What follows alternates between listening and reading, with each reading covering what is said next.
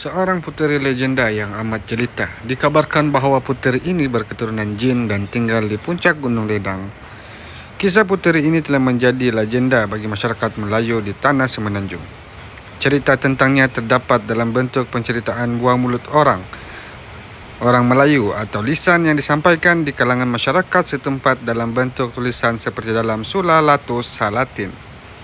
Orang Melayu percaya puteri ini wujud. Oleh itu, pertuturan dan tingkah laku hendaklah dijaga jika mahu mendaki gunung berkenaan.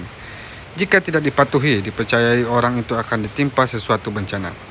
Sumber klasik Melayu telah mengisahkan dan juga turut mengisahkan Sultan Melaka, Sultan Mahmud Shah yang kematian permaisurinya, telah memerintahkan beberapa orang pembesarnya iaitu Dato' Laksmana Hang Tua, Sang Setia dan Tun Mamat pergi meminang puteri Gunung Ledang.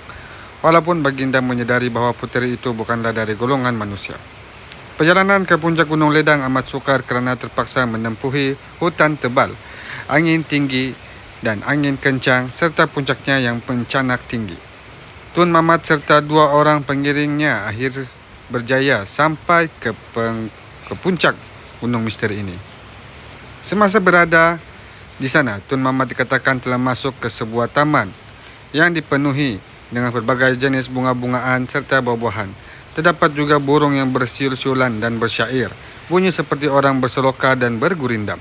Limau yang mengkar berseloka, enggerik mengilai, delima tersenyum dan mawar berpantun. Pantun-pantun itu pula mengandungi sindiran terhadap Sultan Melaka. Puteri Gunung Ledang mengenakan syarat dengan meminta hantaran mas kawin yang mustahil dipenuhi semasa seperti mahu membina jambatan emas dan perak merentangi Melaka dan Gunung Ledang.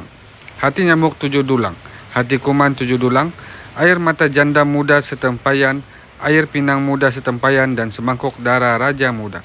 Semua syarat ini sanggup dipenuhi oleh Sultan Mahmud Shah kecuali semangkuk darah raja muda. Tiada sumber bertulis atau lisan yang menerangkan tentang susuk tubuh puteri Gunung Ledang.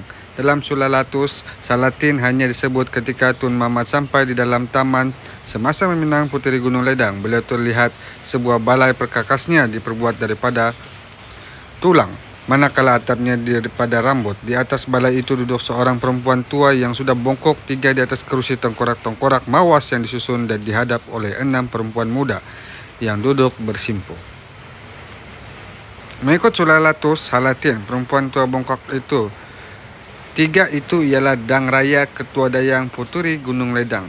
Disebut juga dalam Sulalatus Salatin bahawa perempuan keempat yang bertemu dengan Tun Mamat ialah puteri Gunung Ledang yang menyamar sebagai perempuan tua yang bertongkat dan lesut.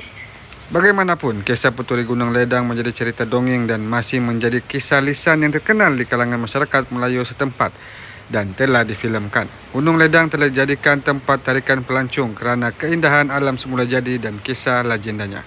Gambaran patung yang berbusana mirip pakaian yang dikenakan oleh puteri jin yang dimendiami Gunung Ledang itu.